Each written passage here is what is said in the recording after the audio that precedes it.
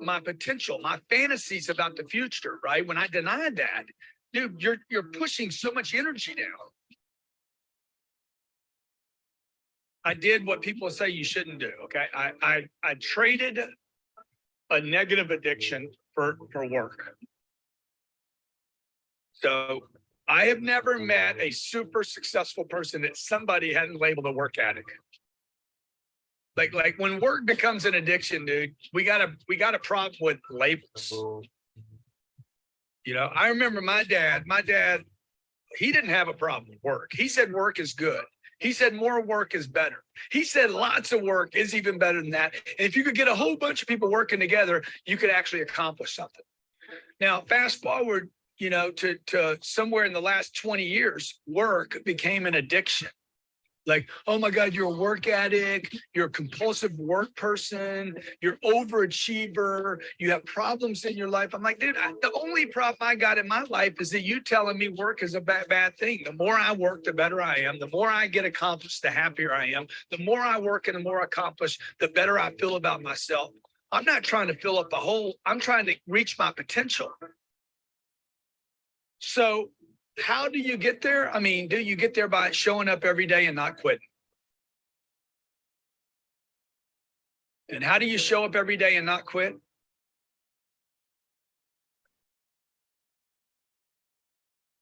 You have to become obsessed.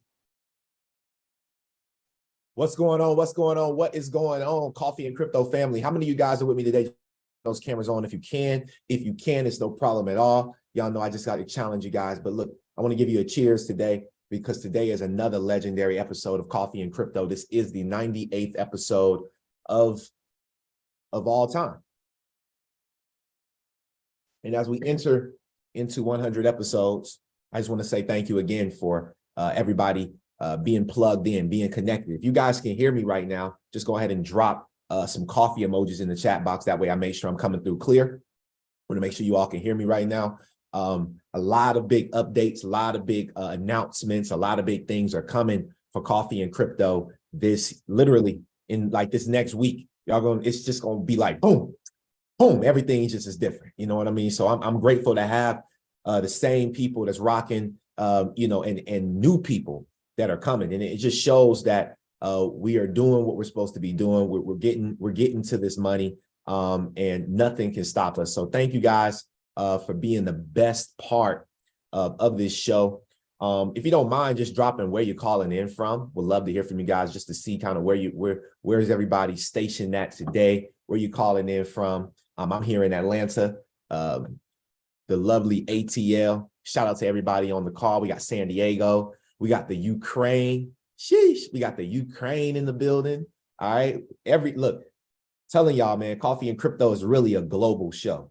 You know, we got Detroit, we got Gary, Indiana, we got San Diego, we got Oregon, man, people's from everywhere on the show. Shout out to the YouTube tribe as well, man. My YouTube tribe is just as strong as the Zoom tribe. I feel like the Zoom and the YouTube, it just be going crazy. Like the comments are going crazy these days. So I appreciate y'all's engagement. Just shows me that you know, that you guys rock with the show, and I'm just grateful that you show up every Tuesday and Thursday at the same time for some different information. Now, today's call is going to be like no other, man. I went deep diving, right? Happy 420, absolutely. Happy 420. Y'all know, you know, you already know. Happy 420 to everybody around the world. Okay, but let's dive into this bullish content today. If you don't mind, just doing me a favor and send this link out to somebody that you like, love, or respect. Just shoot this link out real quick. Today's show is absolutely incredible. I mean, we're going to really unfold what happened, some of the best clips that I could find on Twitter without having to go and compound 4 hours of information myself, right? I ain't doing all that, all right? So I found some great videos today, and based off those videos, I have extra content to prove those videos, right? And that's what I love to do. I really love, I find this as an art, right? Podcasting is an art.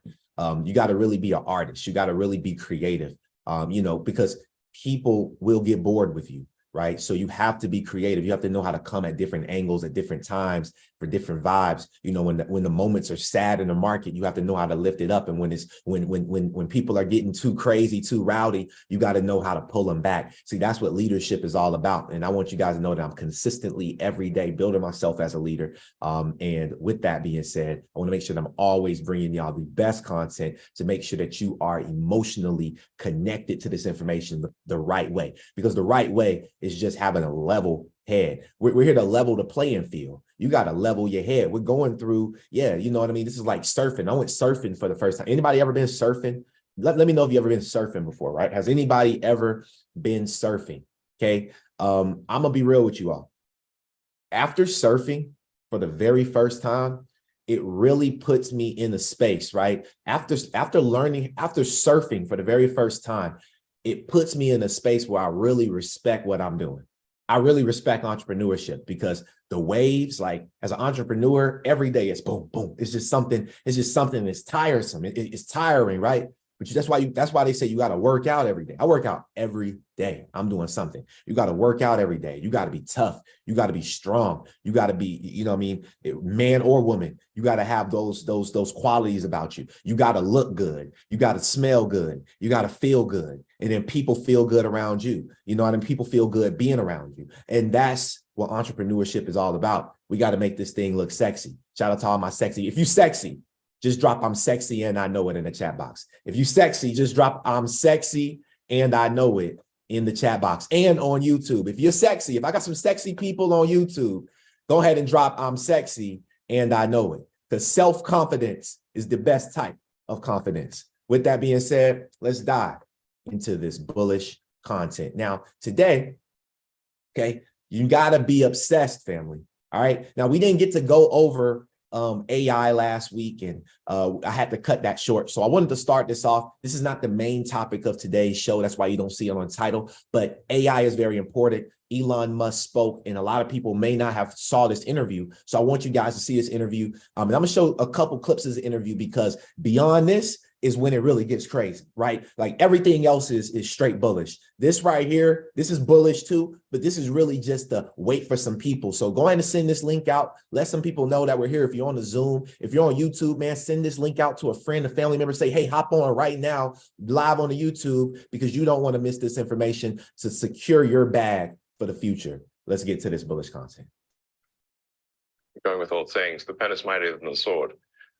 So if you have a super intelligent AI that is capable of writing incredibly well and in a way that is very influential, convincing, and is constantly figuring out what is more convincing to people over time, and then enter social media, for example, Twitter, but also Facebook and others, and potentially manipulates public opinion in a way that is very bad. How would we even know? Going with old saying. All right. So that first video was entitled "Musk says he's worried a hyper-intelligent AI could use Twitter to manipulate public opinion." So if you didn't know, Elon Musk just did an interview with Tucker Carlson on the dangers of AI. All right, that's what this interview is about, the dangers of AI, right? So top tech minds called Elon Musk a speciesist when he expressed his concerns around AI risk to humanity. It's the human-held belief that all other animal species are inferior. All right, so let's listen to what he said. Well, what about, we're going to make sure humanity's okay here. And then he called me a speciesist. Did he use that term? Yes. And there were witnesses. I wasn't the only one there when he called me a speciesist. And so I was like, okay, that's it. Yes, I'm a speciesist. I said. So this clip right here, back when it was a nonprofit. This clip right here was Google co-founder Larry Page once told Musk he wants to build a digital god using AI. And I literally just told my mom, that's crazy. I'm gonna be real with y'all. I haven't really watched these videos through and through. I just, I like what Mario drops on Twitter. And I also wanted to watch this interview so that I was kind of enlightened. So to be real with y'all, this is my first time really watching this. All right. So I'm just as, I mean, if this is your first time seeing stuff like this, I'm just as shocked and baffled probably as you. All right. I wanted to make sure that I didn't even watch this. I wanted to watch it with y'all, right? Because I knew that it was going to be some crazy stuff that was going to unfold with this AI. And I was just talking to my mom about how I felt like the World Economic Forum is literally trying to become God. Like I felt that, I felt that. And then literally you come around and see the Google co-founder once told Musk he wants to build a digital God. Wow. Back when it was a nonprofit. Yes. I mean, the reason OpenAI exists at all is that Larry Page and I used to be close friends, and I would stay at his house in Palo Alto, and I would talk to him late into the night about AI safety. And at least my perception was that Larry was not taking AI safety seriously enough. What did he say about it? He really seemed to be one sort of digital superintelligence, basically digital God, if you will, as soon as possible. He wanted that? Yes. He's made many public statements over the years that the whole goal of Google is what's called AGI, artificial general intelligence or artificial superintelligence. No, and I agree with him that there's great potential for good, but there's also potential for bad. And so if you've got some radical new technology, you want to try to take a set of actions that maximize the probability it will do good and minimize the probability it will do bad things. Yes. It can't just be helpful others, just go, barreling forward and, hope for the best. Right. All right. So this says what's happening is that they're training the AI to lie and to withhold information. This is from Elon Musk. All right, then we're going to dive into this bullish content here in a second, y'all, about crypto. What's happening is they're training the AI to lie. Yes. It's bad. To lie. That's exactly right. And to withhold To information. lie and yes, yeah, exactly. To either comment on some things, not comment on other things, but not to say what the data actually demands that it say.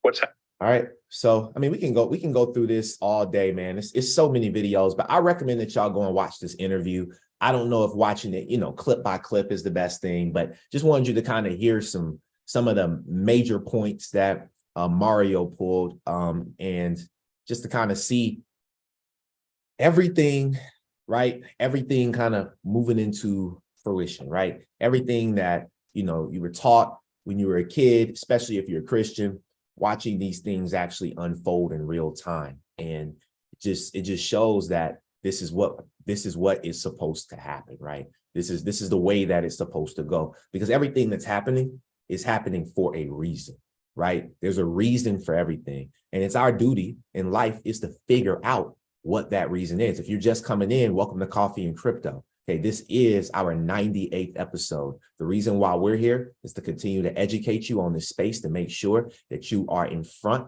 of the curve. All right, there's a curve happening, and it's a sharp curve. All right, if you don't have the right braking system on your car, all right, you may just crash in the wall. This call is to help you learn how to brake properly. That way, when you're going around this curve, when you're shifting around, because we're dealing with the fourth industrial revolution, the change. This is one of the final changes that we will see probably in the next 100 years. Everything else will literally be built upon this. This is the new layer. This is the new foundation, and everything else will be built on top of this. This is the most remarkable time we've ever lived through. All right, and it can either be a scary time or it can be an enlightening time. All right, I choose for it to be an enlightening time, not for it to be a scary time. Let's get it. So I want to start off this call, all right, with a great video that I found.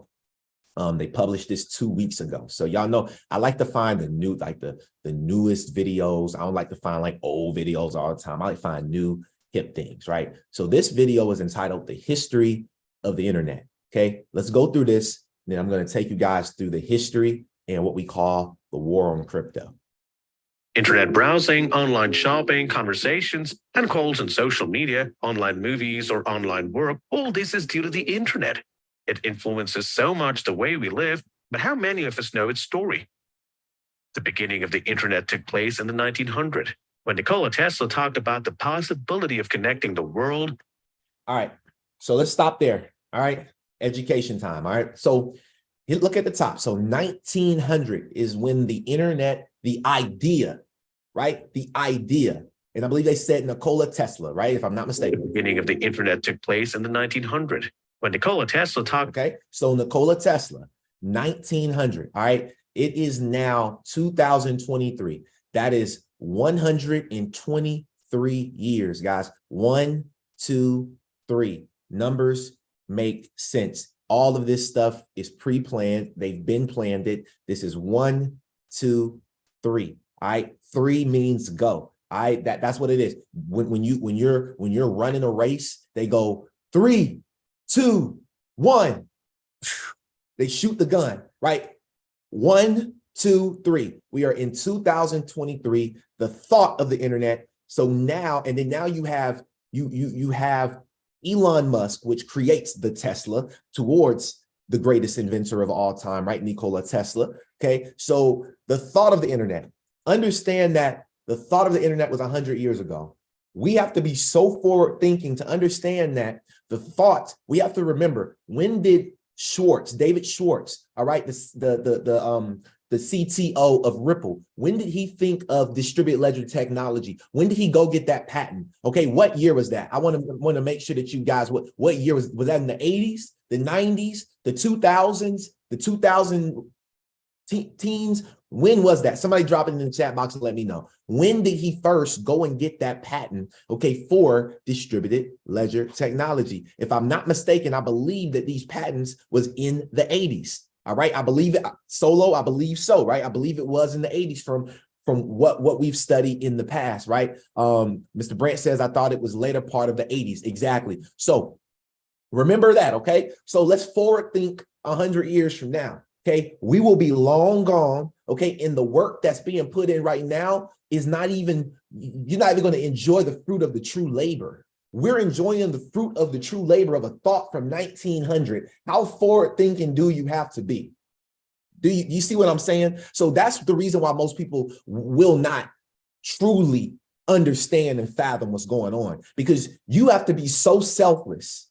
You have to be so selfless and not even think of yourself. You have to think of 2, 3, 4 generations from now, and what the work that you're putting in, what is that going to do for them? See, that's what I'm thinking about. Okay, like that's personally what I'm thinking about. Right. So let's keep pushing through now that we understand the concept of when the idea of the internet first sparked. About the possibility of connecting the world through a world wireless system. However, this took another 60 years until this idea came to fruition. Thus, at the beginning of the 1960s, J.C.R. Licklider from MIT University popularized the idea of an intergalactic network, which later led to the creation of the concept of packet switching, a method that allowed the electronic transmission of data. Before it came to be used as we know it, the internet was used by the government researchers to share information. Because the computers of that time were huge, the stored information could be accessed either by direct access to the computer or by sending magnetic strips to the conventional postal system. The Cold War changed the way access to information was carried out. Specifically, the launch of the Sputnik satellite by the Soviet Union led the U.S. Department of Defense to consider ways in which information could be disseminated even after a nuclear attack. That is how ARPANET, Advanced Research Projects Agency Network, was born, which allowed several computers to communicate in a single network. On October 29, 1969, computers at Stanford and UCLA were connected for the first time, and the first message sent over the network was supposed to be login. But the network crashed when the letter G was typed. In 1970s, Robert Kahn and Vincent Cerf gave birth to TCP, Transmission Control Protocol, which further established the communication model between computers. The first email was sent in 1979 by programmer Ray Tomlinson. He's also responsible for the use of the @ sign to separate the email address from the provider name. ARPANET took over TCP on January 1, 1983, which is considered the official birthday of the Internet. The invention of DNS, the common use of TCP, and the use of email was a quick consequence of the growth of activity on the Internet.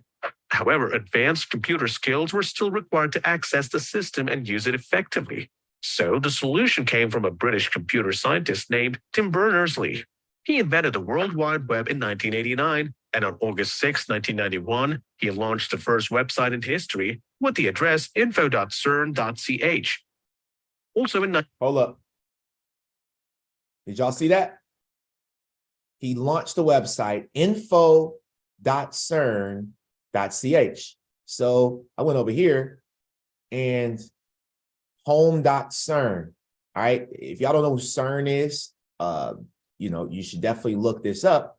But this is just as big as the World Economic Forum's mission, right? This is, I mean, literally right here, the birth of the web. Look. Oh, wow. Look, the birth of the web. We're literally watching a video called The Birth of the Web. And look at this right here, 1989. This was the same. Wow. Wow. Look at what you unfold when you just, look at that. Look at that. Like, look what we just unfold. Now you can go and take that rabbit hole. You know what I mean? Like, the birth of the internet was done through CERN. That should concern. That should concern you.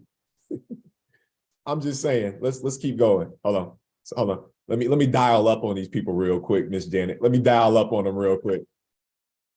Let's test the connection. Are y'all connected with me right now? Is anybody connected? Anybody connected? All right, we connected. All right, we in there. Can you hear me now? All right. Site in history with the address info.cern.ch. Also in 1993, the first browser address to the general public was launched. Mosaic had a friendly visual interface easy for users to use, being the most downloaded internet browser at that time. However, in 1994, the first competitor appears, Netscape Navigator, which wins a large share of the market. In 1992, there were 10 websites in the world. 2 years later, the number of sites reached 2,738, and in 1996, there were over 100,000 websites.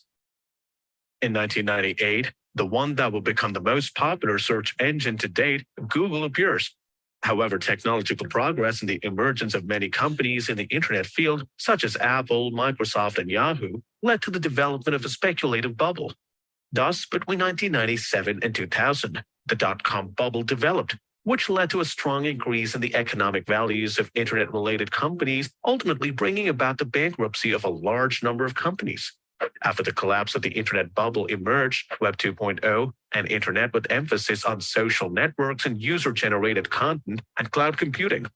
The Facebook, as the social media platform was originally called, was born in 2004, and a year later YouTube was launched, the most popular search engine for video content at the time. Thus, the emergence of social networks such as Facebook, Twitter, and Instagram created a new world and became some of the most popular sites on the internet, allowing users to share their own content with their friends and the whole world. Also, with the advent of smartphones, the number of internet users from around the world exploded from approximately 1 billion in 2005 to over 5.3 billion in 2002. That is over 66% of the world's population. The evolution of the internet did not stop here. If 20 years ago, no one imagined that a refrigerator will be able to tell you when it runs out of milk or eggs, today, smart devices can synchronize with smartphones to give you different information or do different things orders. We could say that we are on the threshold of a new internet revolution, of a new era, Web 3.0. In short, Web 3.0 is largely based on blockchain technology, cryptocurrencies, but most importantly, decentralization technology. Essentially, this way allows users to control over their personal data, privacy, and what they create online. Also, companies around the world are working on technology to revolutionize the way we navigate the web. As you already know, from surfing the internet in the usual way, we have the opportunity to walk virtually through a three-dimensional version of the internet called the metaverse, a digital world where users can work, buy things, or meet new friends. Where do you think the internet will stand in the next 50 years? That was the question. Where do you think the internet will be in the next 50 years? Add 50 years to your lifetime right now. Add 50 years to your age right now. And that is what we're talking about, right? So stop. If you're alive today, stop being selfish, man. This ain't about you. This is about the future, right? Us being so knowledgeable to the fact that we can add value anywhere that we go because we were first to learn about this information, right? Let's go. Billy. Billy is, why Billy say buy in advance, y'all? Oh my Lord. All right, let's keep going, y'all. Hold up, can they hear us, Billy? You there, Billy? All right, just making sure Billy's there. All right, let's dive into this now. We have a very good payment system. We have an excellent currency. The entire world tends to like the dollar. It's a good store of value, a good measure of value, a good means of transaction. Our payment system, you got Apple Pay, comes right out of your checking account. It's not as good as what the crypto world promises they'll deliver in some future decade, but it's way better than what the crypto world delivers now. And I am sure that payment systems using the dollar will get better. So what is the problem? The problem is it's damn hard to cheat on your taxes, and it's damn hard to run a drug sales operation with the US dollar, because we've got know your customer and we've got anti-money laundering, and we need a payment system that meets the needs of the millions of Americans, or at least the hundreds of thousands of Americans who want to engage in major illegal activity.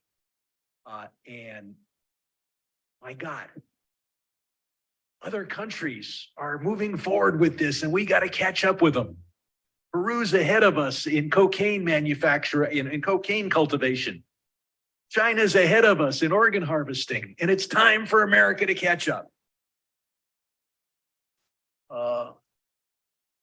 We have. Hey, he ugly. Yo, these folks is funny. So, all right.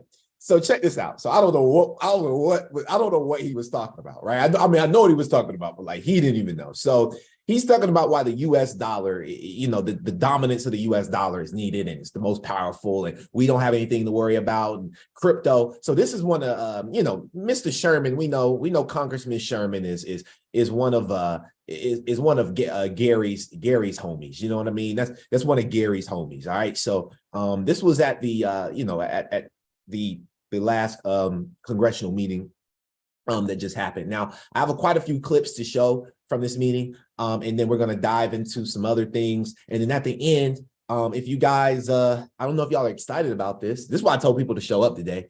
Is literally like, you know, y'all know how we've been digging like 98 episodes, and they say when you dig far enough, what are some things you can find when you dig far enough?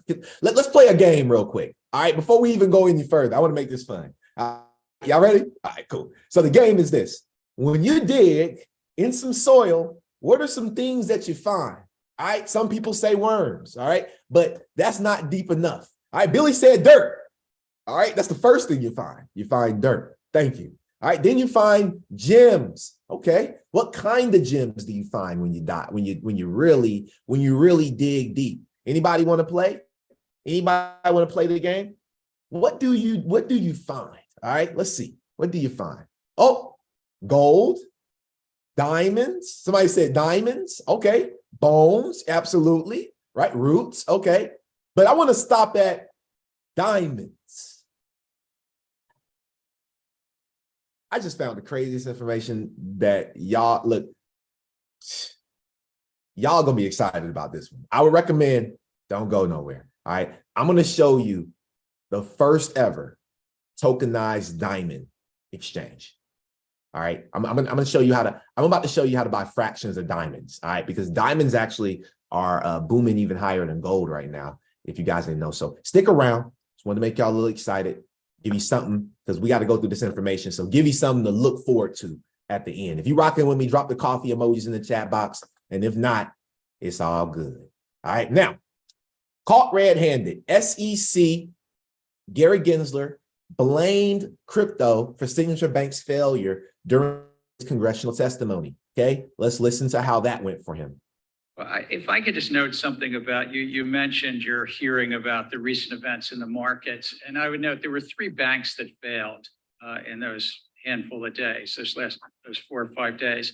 And 2 of those banks, the first and the third that failed, Silvergate and Signature, were engaged in the crypto business. I mean, some would say they were, crypto banks. So it's interesting just how this was all and some crypto narrative as well. It is a misnomer that the failure of Signature Bank was related to crypto.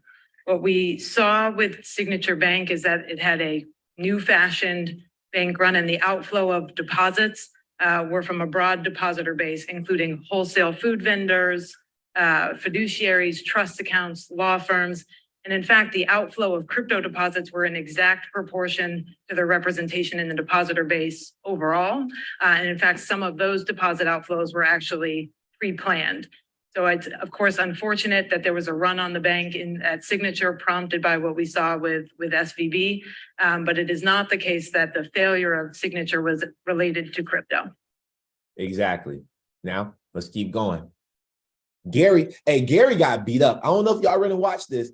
I went and watched it. Like, it kept going. Like, this thing was so long, man. Like, they beat that man up, and then they went on a break about an hour, and they came back and beat him up some more. I was like, yo, because he hadn't been there since the last time that Gary Gensler had been in front of Congress, I believe, was 2018. I believe that's what I posted on my Instagram post. I believe it was 2018, I believe. So it's been a while since they seen this man. The legacy financial system has high fees and long delays that prey upon the lowest income Americans. Poor people of color have to pay predatory fees in order to transfer their own money to loved ones abroad. Stablecoin has the ability to function as a currency, and blockchain has the ability to move money from peer to peer in real time. Mr. Campbell, is it fair to say that the combination of those 2 technologies have the potential to create a better, cheaper, and faster payment system? That question's for Mr. Campbell and Mr. Disparte. I thank you for the question, and I would say yes, unequivocally. The beauty of a blockchain is it treats everybody the same. If you have low fees, high transparency, high ability to transact, everybody can use it regardless of the amount of money they have. And I think that is one of the best features of this new technological innovation. Unequivocally. Short and sweet. I yield back. Gentlemen. You feel me? Unequivocally. Let's keep going. So just all of the reasons as to why we're leading up right now. I want y'all to know what we're leading up to. We're leading up to a bold statement that I have to make. All right. I have a very bold statement to make. All right. But I have to make it. All right. Because that's what we do here. All right. We make bold statements. All right. We're leading up to it, but y'all be patient. In the Kim Kardashian settlement, the SEC stated that Ethereum Max is a security. She reached a settlement for promoting an unregistered security. The unregistered security is Ethereum Max. Have you charged the issuers of Ethereum Max for offering an unregistered security? We reached a settlement with a celebrity, Miss Kardashian. Yeah, but not, she just promoted it. She doesn't operate Ethereum Max. Have you said that Ethereum Max is an unregistered security to the people that offer it? We did in that settlement. Yes, sir. Okay, it's still trading. What about Ethereum? Is Ethereum now a security? We had this. I heard your exchange. They've been in place since 2015. You say in your statements that there's clarity in the market and the rules are clear. Just come on in. You can't even answer the question. In the Kim Kardashian settlement, the SEC stated that Ethereum. All right. So again, y'all. All right. And then this right here blew my mind. But listen to this clip. Gensler. Hey, real quick, last question. I think it might have came up. You were Hillary Clinton's CFO in the campaign, right? It's part of my history. Were you? Yes or no? In 2016. Did you facilitate the payment for the Steele dossier since you were CFO of the Hillary Clinton campaign? Sir, Yes or no? sir, Yes or no? that was not. You're under oath, Chairman Gensler. Yes or I no? know. I was not something I was aware of. I yield back the rest of my time. Sick of him. Watch this now. Watch this. Gary Gensler. That's the smoothest I've ever seen him look. Hey, that boy like he ready for Jet magazine or something, don't he, bud? Looking bud. All right. Chief Financial Officer to Hillary Clinton for America's campaign. All right. Let's talk about it. FEC, right, which is what the federal I believe it's the Federal Elections Committee or something like that, right? The FEC finds Hillary Clinton campaign and the DNC, the Democratic National Committee, Democratic National Committee over Trump, Russia dossier research. And I'm gonna be real with y'all. Like I thought I was sometimes you ain't that smart. So I ain't know what dossier meant. So I had to look that up. I just want to be real with y'all. All right, dossier, a collection of documents about a particular person, event, or subject. I know some of y'all was looking like dossier.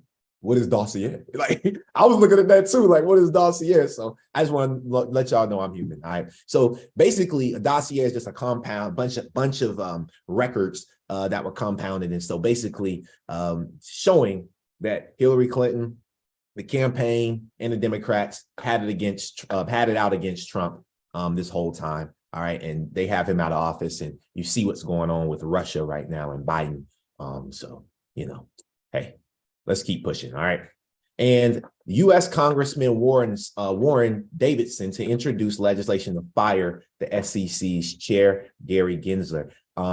All of this, okay, is leading up to a lot of stuff. Now, if I can get into my Instagram real quick. Perfect. I can. So I want to play this quick clip right here that I posted on my IG. Let me pull this over here real quick just to stay organized. All right. So I want to play this quick clip right here from Patrick McHenry. Most popular digital assets and powers the Ethereum blockchain. Back in 2018, then SEC Corporation Finance Director Bill Hinman stated that he believed Ether was not a security. Last month, CFTC Chair Benham expressed his view that Ether is a commodity. The State Attorney General of New York asserted in a court filing last month that Ether is a security. Clearly, an asset cannot be both a commodity and a security. Do you agree? Actually, all securities are commodity under the Commodity and Exchange Act. It's that we are excluded commodities, but I would agree that a security cannot be also an excluded commodity and an included commodity. I'm sorry, Chair, just to talk about the Commodity Exchange Act more precisely. Okay, so do you recognize, how would you categorize Ether then? Look, I think that the general sweep of what Congress did, not just in the 30s, but as amended. I'm asking you, sitting in your chair now, to make an assessment under the laws as exist. Is Ether a commodity or a security? Without speaking to anyone. I know you've repeatedly said you're not going to speak to one, except you've spoken to one, Bitcoin. So I'm asking you to speak to a second one, the second largest market cap here. And speaking to the tokens, there's 10 to 12,000.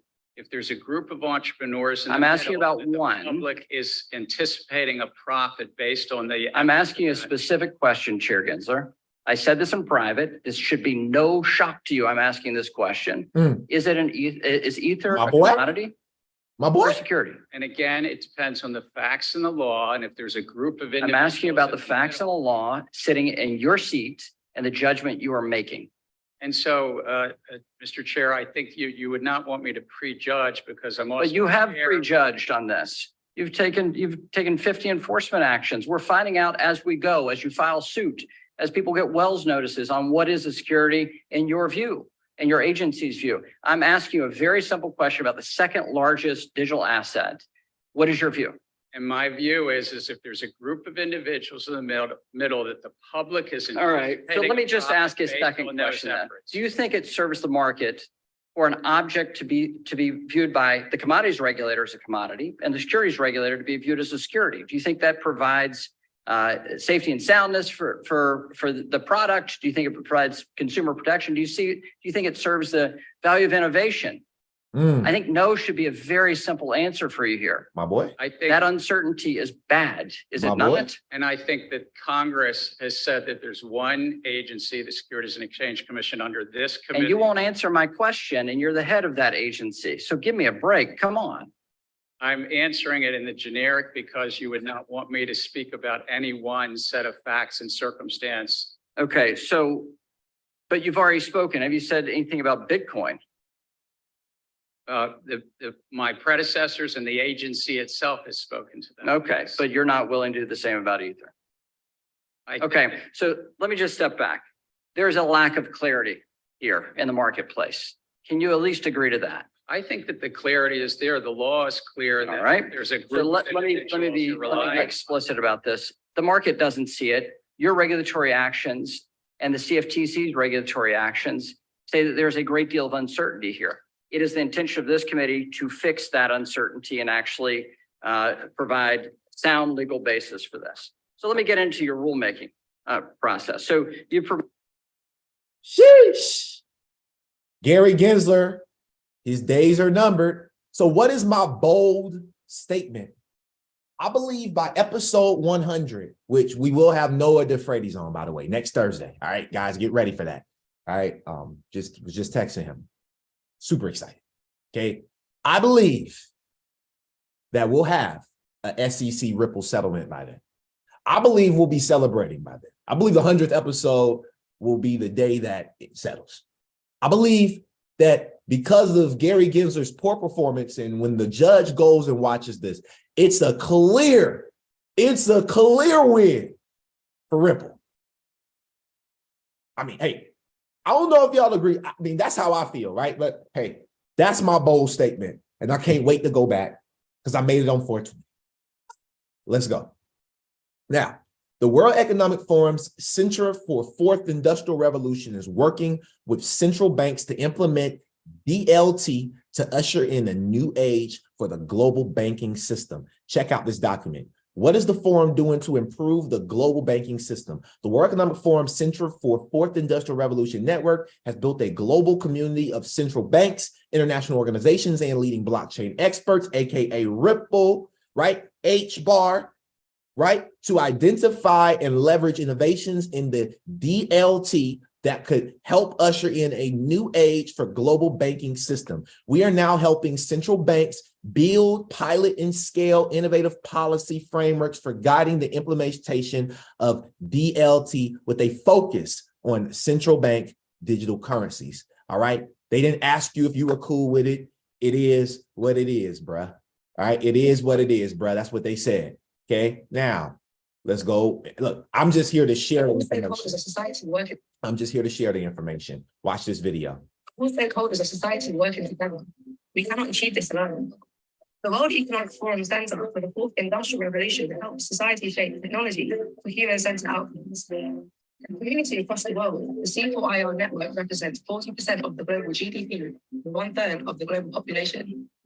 That's more than 250 stakeholders from business, government, innovators, and civil society sharing know-how and building from each other. Countries experience different risks and opportunities when adopting new technologies. We bring these countries together to establish global best practices and deliver impact on the ground. Collaborating across borders and sectors, the C4IR network has launched more than 30 large-scale initiatives. In Japan, we have developed healthcare data policies for smart home technologies to improve the quality of life for seniors. Our work applying artificial intelligence to agriculture is helping smallholder farmers in India, Colombia, Turkey, and South Africa harness technology for more resilient and efficient farming.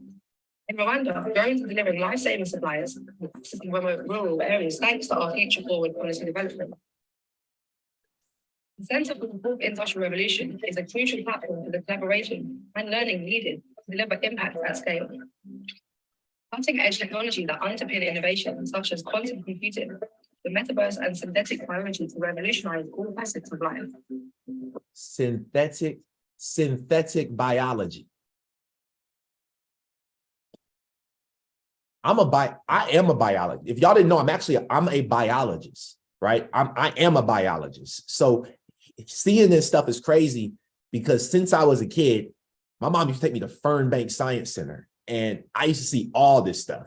This is what made me interested in science. Like, I still love science. My brother is a scientist. He on the call right now. My brother, Jare, right? Like, thinking about, I need to do a call with Jare. Like, me and you need to do a call together, Jare. Like, for real, bro. Like, because this stuff is deep.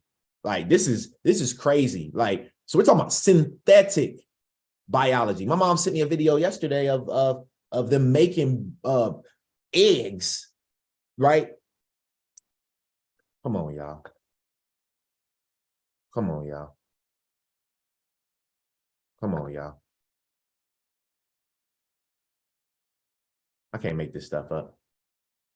I can't make this stuff up. Now, Billy, he says he wrote.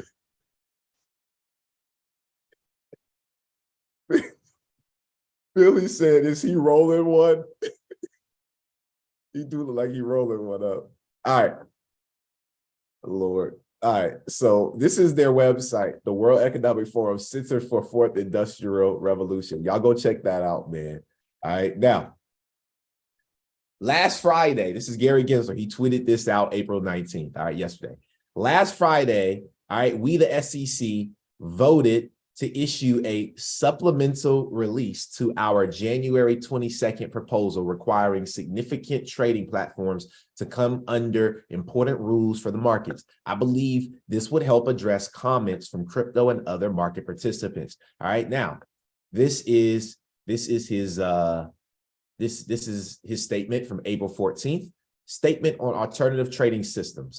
Okay, today the commission is considering whether to issue a supplemental release to our January 22nd, 2022 proposal requiring significant trading platforms, including in the treasury markets, to come under important rules for the market. I believe this supplemental release would help address comments on a proposal from various market participants, particularly those in crypto. I continue to believe that the proposal would benefit investors in our markets. First, the proposal would require certain entities in the government securities market known as interdealer brokers or IDBs to comply with regulation ATS and regulation systems compliance and integrity. These IDBs function like exchanges, but currently are not regulated like exchanges. In closing, this regulatory gap, this proposal would promote resiliency and greater access in our $24 trillion secure treasury markets as well in other marketplaces. Okay, second, the proposal would modernize our rules regarding the definition of an exchange. This would account for the evolving nature and electronification of trading platforms. In particular, the proposal will require communication protocols, venues that bring together buyers and sellers of securities through structured methods to negotiate a trade to comply with the rules for exchanges. As one example, requests for quote platforms perform several exchanges like function in the treasury markets, among others. Ensuring the exchange-like platforms follow our exchange-specific rules, benefit investors and markets alike. The commission received a significant number of comments on the proposal, particularly from crypto market participants. Make no mistake, many crypto trading platforms already come under the current definition of an exchange and thus have an existing duty to comply with the securities law. So this is where they're coming up with this, right? As I've said numerous times, the vast majority of crypto tokens are securities. He's making this claim this month as Justice Thurgood, but he said it in a paper, but he couldn't say it. Okay, as Justice Thurgood Marshall put it so well. Okay, don't talk about Thurgood Marshall. He don't like you either. Congress's purpose in enacting the securities laws was to regulate investments in which whatever form they are made and by whatever name they are called. Okay, thus, given how crypto trading platforms operate, many of them currently are exchanges regardless of the reopening release we're considering today. These platforms match orders of multiple buyers and sellers of crypto securities using established non-discretionary methods. That's the definition of an exchange. And today, most crypto trading platforms meet it. That's the case regardless of whether they call themselves centralized or decentralized. Yet, these platforms are acting as if they have a choice to comply with our laws. They don't. Congress gave the commission a mandate to protect investors, regardless of the labels or technology used. Investors in the crypto markets must receive the same time-tested protections that securities laws provide in all other markets. Calling yourself a crypto platform is not an excuse to ignore the securities laws. Calling yourself a DeFi platform is not an excuse to defy the securities laws. The supplemental release also provides additional information and requests for comment on the modernized exchange definition. For example, the supplemental release requests comment on communication protocol systems such as how they're defined, the role of chat features, and the role of order execution management systems. The proposal modernized exchange definition would include communication protocols in the crypto markets as well. These trading venues provide structured methods to negotiate a trade and function like exchanges. Requiring these exchanges-like platforms to comply with our exchange-related rules would help protect investors. The supplemental release further elaborates on this proposed requirement and provides additional economic analysis. So he just, and that's pretty much it. So it's looking like they're trying to have these exchanges. And so now you have Coinbase, which happened on April 18th. Coinbase CEO said that Coinbase could move away from the US if no regulatory clarity happens. I need y'all to realize something. If that happens, that ends the game for crypto in US. If Coinbase leaves, that Coinbase is the largest platform. They are literally IPO'd on the stock market. You can invest into Coinbase stock. Okay, understand that if Coinbase leaves, if this innovation leaves because of Gary Gensler and his rules, if they do not get this man the heck out, they do not vote him, they do not, I don't know if it's called impeachment, I don't know, but if they don't get him up out of here, Coinbase will move.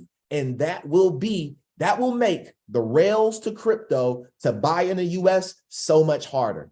That means that if you're not in crypto by now, I've been telling people to get in. If you're not in by now, okay, come on, y'all. Okay, come on, y'all. Pay attention, y'all. Pay attention. Pay attention. Okay, now, breaking news, CEO of Algorand Foundation, Stacey Warden, has issued this statement in response to the SEC's naming Algo a security in its lawsuit against Bittrex Exchange, which we talked about last week. So she spoke out against Algorand, and this was the thing that she said. Basically, she said that they're a leader in the blockchain industry and Algorand's ready to go to war. So if y'all got something to say about Bittrex and Algorand being a security, then we're ready to go to war as well. So we may see something happen with Algorand and the SEC coming up here soon. Okay, now, great question by Mr. Davidson. I want you guys to see this clip. You say in your statements that there's clarity in the market and the rules are clear, just come on in. You can't even answer the question. Do you say XRP is a security? We are in court and active discussions and litigation on that. You're in litigation because you do say it's a security. You say in your statements that there's clarity in the market and the rules are clear, just come on in. You can't even answer the question. Do you say XRP is a security? We are in court and active discussions and litigation on that. You're in litigation because. Okay, so he can't even say that XRP is security right now in front of Congress, because when he says it, he knows they've lost. They've lost. If it was, he would say yes. Uh-oh. Let me show you why it's not a security. I got 3 videos.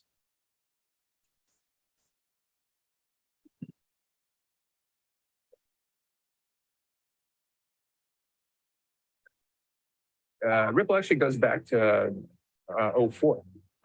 So kind of seed of it was a project called the Ripple Project, which was created by this really smart engineer up in Canada, Ryan Fugger, who had this idea of creating a person-to-person exchange of of kind of credits, personal credits or IOUs, which effectively you could always argue credit and currencies, you can almost argue everybody has their own currency and their credit. They're very related. And it was a really neat system. It was a nonprofit. It was kind of a one-man show. He worked on it for years, got a lot of respect and attention, but never really got the scale. Maybe it was just too early. Fast forward to 2011, which was when these three geniuses, one of them sitting right here, got together and knew about Bitcoin. Obviously, Bitcoin had been earlier, but had decided that Bitcoin was, brilliant, but very wasteful. So the idea was to build both a more efficient, consensus algorithm that didn't consume so much electricity like Bitcoin did, but accomplished the same thing. But importantly, at the same time, was also taking some of the ideas from the Ripple project around the idea of pathfinding algorithms to exchange anything of value for any other thing of value. And that combination was kind of a magic combination. So you had kind of the ability to exchange anything of value in a very efficient way through this ingenious pathfinding algorithm, coupled with a digital asset that had no counterparty or gateway counterparty.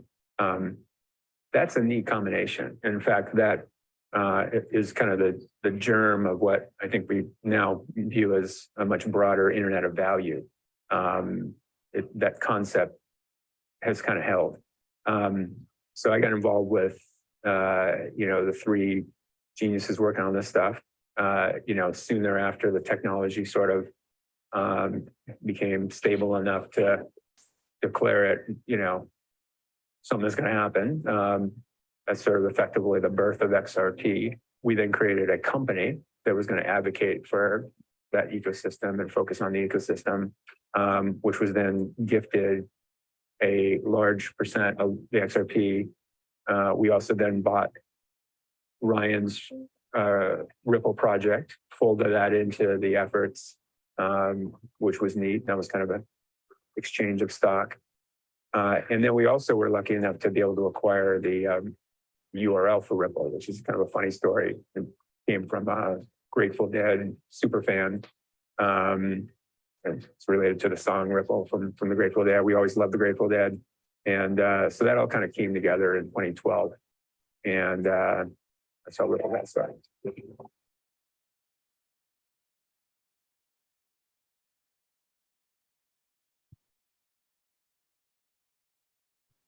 Fred, how would you describe what the internet of value is and what the sort of insight is to get us there? Yeah, so a lot of it came from kind of the early work you guys did with pathfinding, and again, having this, anything of value can be traded. That kind of was the germ of it. But kind of stepping way back, if you look at the real problem in the world today, a lot of people point to globalization as being, not working for people. And we would say, no, it's not that it's not working. It's just it's a work in progress, right? It's incomplete. So we can have a real globalization needs interoperability in three core things, right? Data, goods, shipping, and money. And the problem is it only has interoperability in data, obviously the internet, and shipping since the 50s with the shipping container, which creates interoperability between port to other port, ship to train to truck. But you don't have that with money. Money networks don't interoperate. And if you have that, now billions of people are onboarded into a real working, kind of system of globalization. And that's upon us. I think that's really what we're trying to build. And I think the need is very, very evident now because you have companies that have very, very light infrastructure or none in the areas they serve. If you talk to folks at the Bill and Melinda Gates Foundation who do a ton of work in the financial infrastructure, of the world, the big thing that they're trying to accomplish is to allow people to send as little as 50 cents, somebody in the developing world, if they're really going to be a participant in the global economy.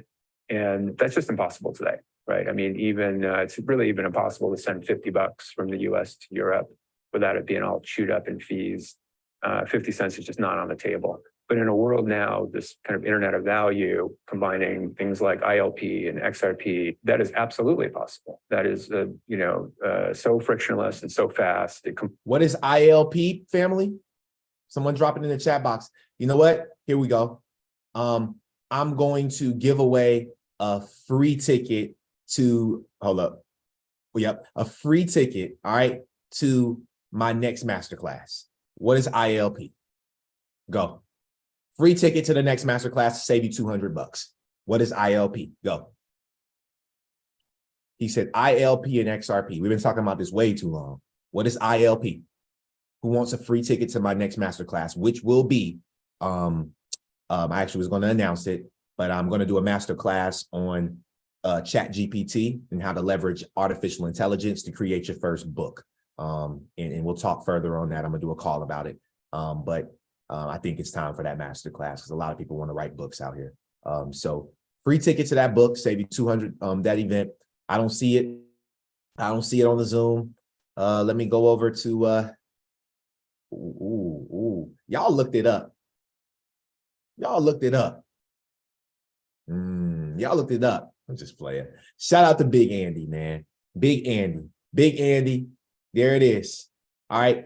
There it is. Big Andy. And this game is for I can't see the YouTube, so I'm sorry. All right, I'm sorry if you said it on YouTube. All right. Sorry about that. But you gotta be on the Zoom. You gotta be in here. Okay. Inner Ledger Protocol. Okay. Big Andy asked ChatGPT. He said, ChatGPT, what's ILP? Let's go, Big Andy. Completely changes the economics. And then beyond, those billions of people that need to send 50 cents, think about the trillions of devices and code that needs to be able to send, 10,000th of a cent. That is also enabled through what's going on here. So pretty exciting. I think the vision is to be able to make an international payment as cheap and easy as pulling up a web page, like something that you would do without even thinking about the mechanics or the costs or who has to do what. It's just so automatic and so cheap and so scalable. And there's so many of them happening that it's almost invisible. You don't even think about doing. Yeah, almost like the value is moving with the data, just right on top of each other. And that is a world that we can have, but not with the infrastructure you have today. You've got kind of an internet world and kind of working with a pre-internet world of money, and those things are not lining up. So this is a big bottleneck for the world. If we can push through this, that's it. And again, blockchains are not the only answer. They're a subset of the solution, but the broader solution combines this kind of value interoperability protocols with a super fast and efficient digital asset. And then with some kind of mechanism for programming how that value moves around. Which is RippleNet. All right, let's listen. Last video.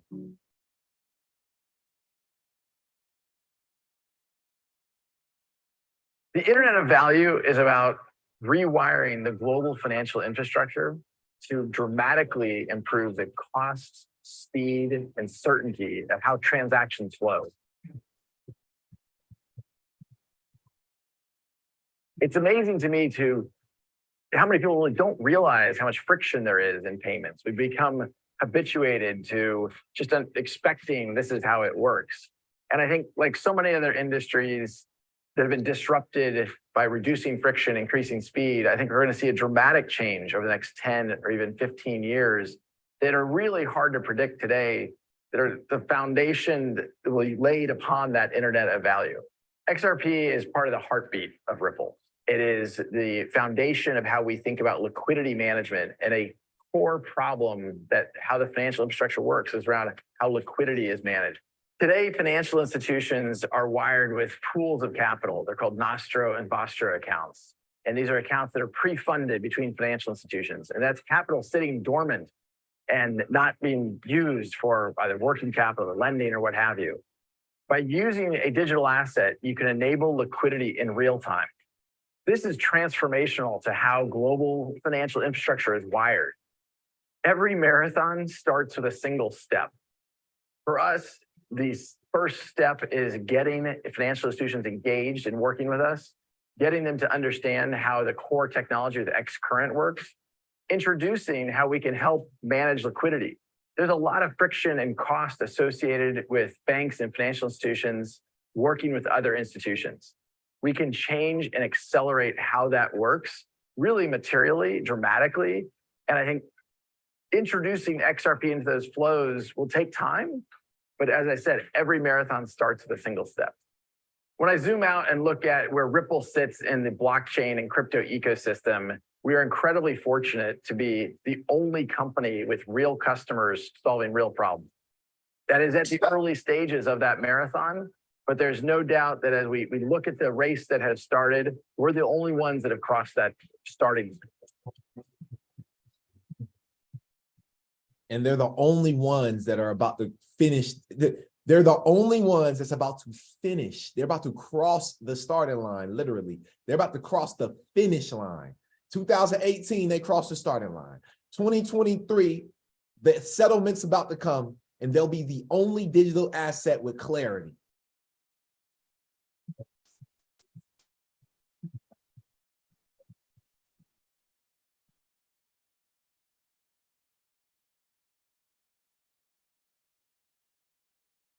Let's go, man. Let's lay this thing out. So now let me take y'all progressively. I have to do that for my people, my people in the back that's just now tuning in. I can't forget about them. I never forget about the people that's just now catching on. I need y'all to know what Ripple is. All right. That's the important part, because now we talk about the partnership. Okay. In 2022, March 1st, this is directly on Tranglo's website. I didn't bring it on a Ripple website. I'm showing you on Tranglo's website. Tranglo enables Ripple's on-demand liquidity service across its 25 payment corridors, family. All right. Tranglo has enabled the ODL, on-demand liquidity, okay, allowing remittance providers to process instant cross-border payments without costly pre-funding. This comes after success of its pilot ODL deployment in September of 2021 with 250,000 transactions worth $48 million processed in the first 100 days. At press time, ODL transactions via Ripple's global financial network, RippleNet, originates from markets including Australia, Japan, Philippines, and Singapore, with so many other markets to come, family. Tranglo CEO said our remittance partners want to enter markets as fast as possible at the lowest cost. ODL offers just that. They can start sending payments without looking in funds at different financial intermediaries, which can be costly and time consuming. Remittance business that sign up for ODL also gain access to both Tranglo Connect and RippleNet, allowing them to better meet increasingly diverse payment needs. Wow. Wow. Wow. Let's go. They have offices in Singapore, Lumpur, Jakarta, Dubai, and London. All right. This is about to be huge. And I want to show y'all a document. Yes, I went there. I went all the way in. If y'all look at the top, it says sec.gov. Archives. You had to really go diving into archives. See, that's the thing, right? You got to know how to deep dive into archives. That's the rabbit hole. This says payout support provider agreement, Tranglo. This payout support agreement is between Ripple doing business at their address and Tranglo, okay, in Singapore. Ripple and provider are hereby each individually referred to as a party, okay? Right? Check this out. Ripple has built and sells innovative solutions known as RippleNet Cloud and on-demand liquidity. It does not say XRP, okay, to facilitate cross-border payments. On-demand liquidity will be referred to as ODL. You will see ODL a lot of times. I'm going to drop this document in the We Got the Receipt section. You know I got you. You know I got you. I'm about to drop this one for y'all, man. This is the one right here, okay? Now, technical requirements.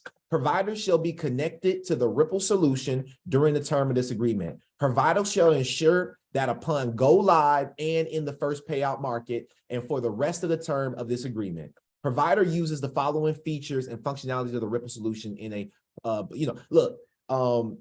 this, okay? We're not gonna go through this, but I have something to show y'all that I know is gonna make you shout, okay? Check this out. recipient acknowledgement. Now, look, standard XRP terms and conditions. These are the standard XRP terms and conditions. Look at these three right here. The recipient acknowledges and agrees that, number one, XRP does not represent a right to make any demand on Ripple. This is in the SEC document. Number two, Ripple has no obligation to redeem or exchange XRP for monetary value, goods, services, or any other item. And number three, Ripple is not responsible for any use by recipient or any third party of any XRP that Ripple has delivered to recipient under these XRP terms and conditions. This right here shows that this was not an investment contract. This was not a security, and this whole lawsuit has been a fraud since day one. We've unfolded it. We've just unfolded it live on Coffee and Crypto, guys. Wait and watch for the settlement, and then when it happens, y'all are going to be happy that you were here on this day. Okay, now, I want to show y'all something, all right? If y'all got, look, I know we're a little over, but hey, we just going to be over, okay? This right here is Diamond Standard. I got some big news for y'all. I want y'all to watch this video right here. This is the treat. This is the treat. All right. You got to be willing to stick around. This is the treat, though. Even with $1.2 trillion in market value, diamonds have not had their own regulated asset until very recently. Diamond Standard offers the first ever diamond commodity, including tokenized diamond bars and coins. The company just completed a $30 million capital raise, and founder and CEO Cormac Kinney is expanding the, quote, untapped potential of this precious resource. So number one, thank you for being here. I mean, you brought some party favors. Let's take a look at this right here. I mean, this is what we're talking about right here. And when you're talking about diamonds as a regulated asset. So we all know what diamonds are. We all know that they're valuable. Explain the business that you're launching. Well, diamonds are interesting because second only to gold, they're the most valuable hard natural resource, worth more than all the silver, platinum, and palladium combined. But they've always been out of reach to investors because every diamond's a little bit different and no one knows what their diamonds are worth. So what we solved using computer science is we made a singular spot commodity, a coin and a bar, where every coin is equal. Inside the diamonds all add up to a public standard. And because they're all equal, they trade at the same price, which enables us to have price discovery, liquidity, and ability to mark to market, which is what an investor needs. I know we're going there, right? For a second. So what's the value of each one of these? These are the discs you're talking about here. These are, we call them the coins. So there's a Diamond Standard coin and bar. We don't set the price. The price, like gold, is set every day by trading. So today, I think the price is $58.80. These are up 30% in the 2 years since we launched them, outperforming gold by over 40%, outperforming the S&P by about 20%. So I like to call it the diamond rush. Oh, y'all know I had to go crazy. Each is backed by a blockchain token. What token do you think it is? Is underway. Oh. Yeah, so talk to us about that rush. Is it predominantly right now institutional investors who are looking for uncorrelated assets, and how are they accessing this? You just mentioned these are tokenized, right? And they're standardized as far as value. How would an investor, first institutional and possibly retail, probably in the not so distant future, access this market? So the clients now are mostly self-directed investors, hedge funds, and family offices. We're building the depth of liquidity to allow institutional investors, and it'll take a little while. Right now, investors buy direct from diamondstandard.co at the market price, at the spot. And recently, a major breakthrough was we've launched just last week the first spot market where you can buy and sell from peer to peer and giving all of the investors in this product liquidity. Uh-oh. Uh-oh. Cormac, I know you have a great history with starting things like this. You've been successful at everything you've done. Here's my question. Is this something that people will take physical delivery of? Is that a potential, or is this going to trade seemingly the same way gold, palladium, all the things you mentioned trade? Well, the key was we started at that foundation. This is a good for delivery coin, which is acceptable to CME to settle futures contracts. We have that approval. We haven't launched the contract yet. So far, about 5% of our clients take delivery, where we send this to them wherever they live. Gold bugs, they want to keep it under their bed. That's fine. The vast majority of our clients, though, do keep it at Brinks, where we built a vault in Delaware. And inside the commodity, there's actually a wireless computer chip that stores a blockchain token. So while these sit in Brinks, everyone can trade that token on the spot market for instant regulator-approved settlement. So Cormac, you're obviously very bullish on the future of diamonds. Are you bullish because we might be heading into a recession, or is this a long-term play beyond recession? Is this something that you see people holding on to over longer periods of time, even past 2023 or 2024? Well, commodities generally do very well in periods of recession. And we're definitely in a commodity super cycle where commodities will tend to trade above the moving average for 10, even 20 years. But more importantly, diamonds are only now being unlocked as an asset. So if you look at every precious metal, even palladium, I've never seen a palladium bar. 15% of all the world's palladium is in a vault held by investors. With diamonds, that number is 1 to 2%. So we expect now that we have a spot commodity, liquidity with the market, we have futures and options approved, we've just launched a fund, and we're getting ready to file an exchange traded product. We think that allows diamonds to catch up with palladium and that investors will buy 15%. That's maybe a 5-year secular phase of position building that will drive prices, we think, very substantially. All right, certainly something to watch. Cormac, before we let you go, I just want you to hold up all these diamonds. You're being a little modest here. It's about $1 million in diamonds right here. I mean, just amazing. And so just roughly, based on today's prices, how much is each one of these coins or bars? So through the magic of math, the bars are always 10 times the coin. So the coin today, last I looked, was 55,880. So the bars are 58,800. Developing a new asset class. Cormac Kinney, we appreciate you being here. Thank you. Thank you, guys. 55,000 tokenized bars per bar. 55,000. Guys, I need y'all to understand something. There's only one company in the world that literally has enough bars to handle that bar. You feel me? And that was a pun intended. There's only one company that has enough bars to handle that many bars. And you already know what I'm talking about. I'm talking about the H bar.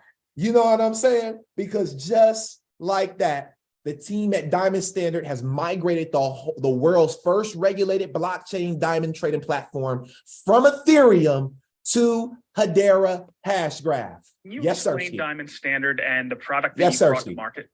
Yeah, so Diamond Standard is unlocking diamonds as an investable asset for the very first time. I'll give you an example. These are today $54,000 per bar. So it's not, I think I like that token, I'll buy it. These are 5,400. They're always 10 to 1 through the magic of math. But even a $5,400 token is not something you just on a whim buy. But what's the breakthrough with Bitcarbon is that they're all worth $1 initially. You can always redeem Bitcarbon for exactly the number of coins that are behind it. So it provides a stable and inflation hedged alternative to stable coins. How exactly do you use Hedera? Our initial offering was on Ethereum, and it worked well till the extremely high and unpredictable gas prices made it unviable for us as a business to run on. So we considered other blockchains, and we finally decided on Hedera. The key characteristics that helped us was obviously, we believe in the governance model. We are an institutional product. So the council-based governance model really helps us. The security, the reliability, and most importantly, the low and predictable gas prices. Added to that was the addition of the token service, which was, for us, is like a hand in glove, right? That's exactly what we needed, something we didn't need to build on our own, something that the platform provided. The way we work on Hedera is we're quite an extensive ecosystem. We rely heavily on the Hedera token service and the smart contract service. We also use the consensus service for key audit events. We are a regulated entity, and it really helps us to create an audit log on chain. Our physical coins and bars are represented as non-fungible tokens using HTS. And what we want, they're represented as NFTs. now is a fungible token called Bitcarbon, which is a fraction of an asset token. We also have a peer-to-peer marketplace. Think of it as a centralized limit order book, which allows our participants to transact amongst themselves. We currently use USDC as the base currency, but that has been What? We currently use USDC as the base currency, but that has been live for the last 8 months and doing pretty well. And that's all I got for y'all today. Coffee and Crypto, episode number 98. I don't know how we make it more epic than this, but I'm going to continue to figure it out. If you enjoyed this episode, just go ahead and go crazy in the chat box, man. Listen, man. Listen, if your hbar bags is packed, man, I showed you guys. I told y'all to get I literally told you to get the masterclass. There's people on here that still have not seen the masterclass, knowing how to stake it. Guys, I'm literally receiving 1 to 2 free hbars a day. You should go and get the masterclass. It's $100, $100 investment to help you make billions of dollars. We've just confirmed it. Diamonds are being tokenized on hbar. There's like literally you can't even deny it now. It's already done. This has already started. You know what I mean? Like the only thing is every single day that you don't get started is a day that you're left behind. Let me say that again. Every day that you don't get started is a day that you're left behind. My ancestors worked too hard for me to be left behind. And I'm not going to be left behind because somebody said, hey, you know what? I gave y'all all this value. Just pay me $100. I could have charged $1,000 for this masterclass. For real. Like I'm telling you, like people that came, they know it. I can charge $1,000 confidently, but I'm going to let it go to you for $100 because I want everybody to win. If you would like a copy of the masterclass, just drop a 7 in the chat box. I'm going to go ahead and drop the link for everybody. Okay. I appreciate your support. But at this point, like you need to know about this. You need to be investing. You need to be buying this. Like you have to be. This is not even an option for us anymore. This has to be something that you're investing into. This is not financial advice. I'm not telling you that this is what you have to do. But what I'm telling you is this might be the smartest thing that you've done, okay, is getting invested into this technology, fam, okay? Give me 1 second, and I'm literally going to pull up the link for y'all and make sure that you all have the link. If y'all enjoyed it, man, and I want to hear from some people, if y'all don't mind, just raise your hands if I can call on you. Would love to hear from you today. What did you like about the show? Do you got any questions? I know we're a little over, but at this point, forget it. You know what I mean? We're here. So is there anybody that has anything that you would like to say, any love, any spotlight, anything you want to share? Please feel free to raise your hands. And then also here's the link right here. Okay. Here's the link to the hbar playback. Make sure you go and grab that right now. All right. I probably will increase the price. It's $100 right now. I'm going to increase the price. All right. Because some people paid $200 to be there. And I only charge, the reason why it's cheaper is because there's no Q&A, but I don't think you need a Q&A. So I think I'm going to increase the price. So go get it. If you're serious, go grab it because I want you to get it at a discount. I want you to get it for a good rate, but I probably will increase the price because I believe that it's worth more than $100, like, especially with the amount of value, gems, time, energy that we put into this thing. You know what I mean? 2.5 hours, y'all. You will not find an hbar masterclass as deep as the one that we found. And that's hip. Some of them are deep. They're not hip.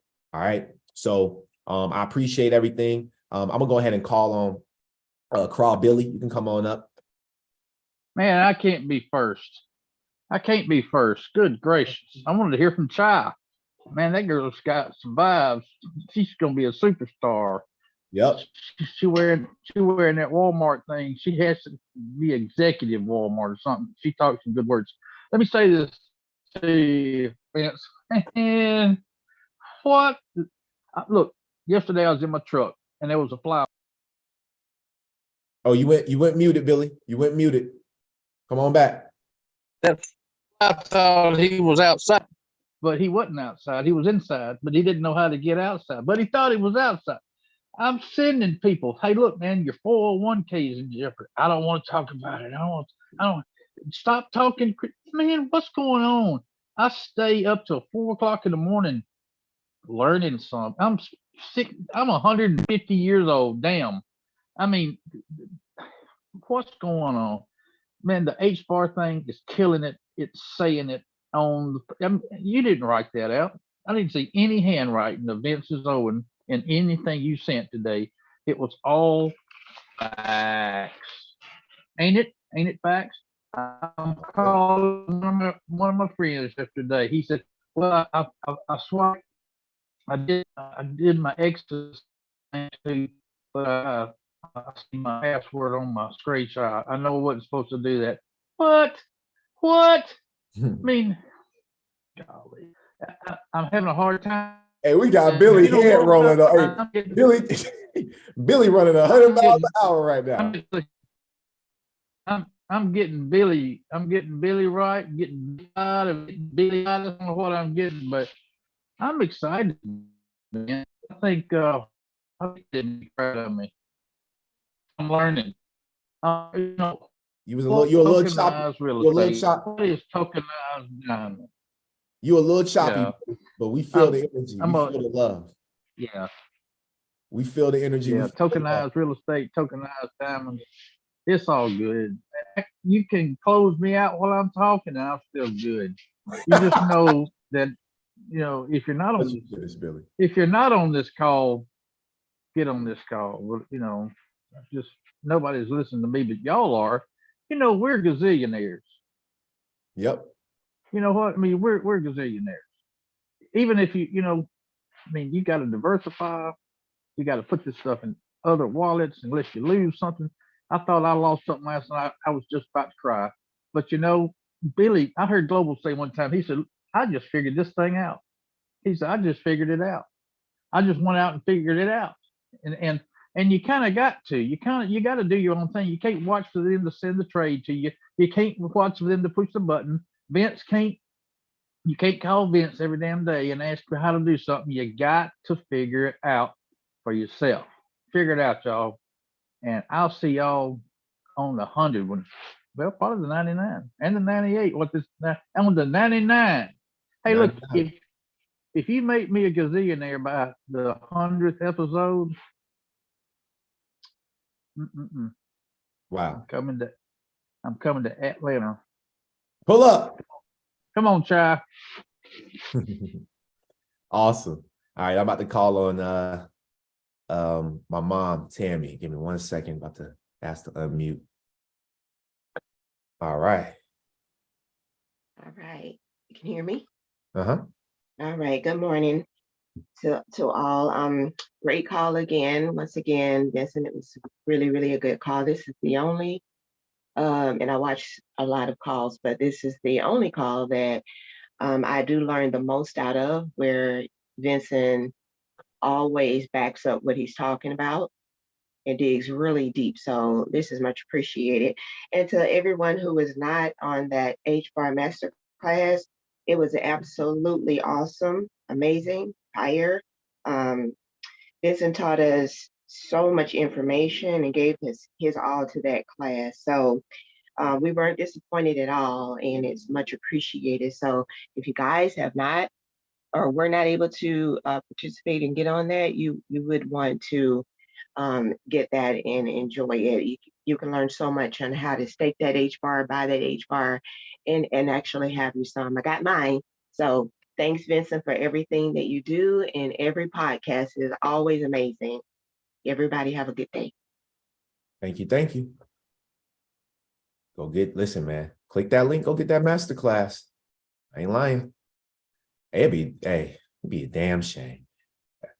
Godly. $100, man. I spent $100 last night at Longhorn for 2 people. It was $100 exactly. I look, it was actually cheaper. Then I was like, man, let me just give this man some more tip and make it 100. You know what I mean? I felt like a boss. I was like, 100. Closed out $100. $100. I ate $100 last night. And I ain't never gonna get back.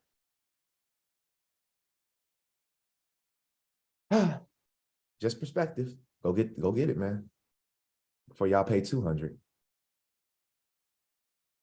Go ahead, Mo. As you should, brother, as you should, man. I believe in the form of energy, man, and what you give, you will receive 10 times fold. That's why we're reaping rewards right now from everything that we have dived into. We have learned for the past 5, 10 years, however long it took us to stay down and get here. All I gotta say, man, is let's go. You already know what song I want you to play. Diamonds, diamonds, diamonds, let's go. Let's go. Trust Hey, project, man. matter. Book coming soon. I'm already done with it. Stay tuned for it, man. We out of here. We out of here. We out of here. We out of Look at here. all this info, bro. You said Y'all what? cannot be playing with this type of info. You gotta be an info with the info. If you want to take off, thanks. Let's get it. Y'all have a blessed one. I love y'all. No. Diamonds, diamonds, diamonds, what? Diamonds come down to her throat. Diamonds, she already know. Oh, let's go. Drop top twins, bro. It's over with. It's over with. Oh, no. Let's do it. Hey. My swag. Hey. Okay. Going out there, about I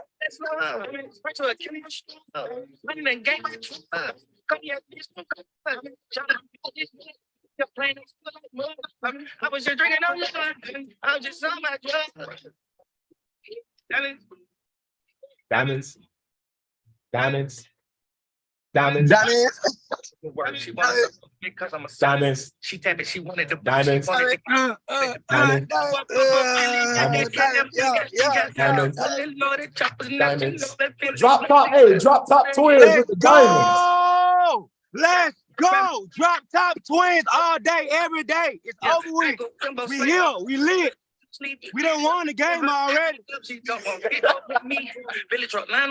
Let's go. It's a celebration, y'all. Man, look, I love you, bro. I love y'all. All y'all on the call, man. We did it, bro. We here already. We seen everything we didn't need to see. Let it stir on their ass like neck bone juice. Y'all niggas round here sad. Hey, man. Bro, let it stir on their ass like neck bone juice, my boy. Let it marinate. Hey, listen, all I want to say is, guys, hopefully y'all let today's episode marinate like neck bone juice. You know what I mean?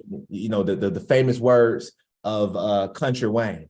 Let it marinate on you like neck bone juice. Listen, family, congratulations on all your diamonds. We definitely won. It's a celebration. That's why we celebrate it. We celebrate things before they actually happen. That's something I learned from David Monetier. Celebrate as if it's happened. Guys, I can stay on this. I'm so wealthy. I can stay on this call for 24 hours. And the amount of wealth that we've already created for ourselves for staying consistent over the years, it is already done. It don't even matter. Like, I don't need anything. I don't need anything. I don't need it. I don't need for anything. Everything is already provided. Guys, we are invested. We are invested and we are protected. Understand that. You got your ledger, you're protected. If you're invested, you're invested. This is about to happen. They're regulating this industry. XRP is about to be deemed not a security, all right, but a digital asset. And we are about to go to the moon, guys. Listen, go to the diamond store today. Matter of fact, I'm leaving home and I'm going to Linux today. I'm going to Linux and I'm going to try on a diamond chain and I'm going to take a video and people going to, you want to know why? Because it's already done. Get your diamonds together. By you speaking to that, right? Just get them. Not to cut you off, by you speaking to that, I go back to my hometown next Tuesday, right? And one of our major jewelry stores out there, they are rich in gold, bro. I'm about to go down there and try on some of the biggest gold chains ever. Why not? Hey, look, when all hell break loose, buy crypto. Let's go. Let's go. All right, y'all. Have an amazing rest of the day. This was episode number 68. We got episode number 98. Excuse me. We got episode number 99 coming up on Tuesday. Episode 100 with Noah DeFreitas is going to be episode 100. That'll be next Thursday. You guys get ready. We got a full rebrand coming. We got everything coming. We got shirts, hats, coffee mugs, anything that you need. Coffee and crypto related, anything you need for your coffee, it will be created, guys. The vision was already here. And I believe that what we're planting and what we're creating will last hundreds of years from now, especially this education that we're teaching right here, guys. Thank y'all so much. And y'all have an amazing rest of your day. Remember this. I was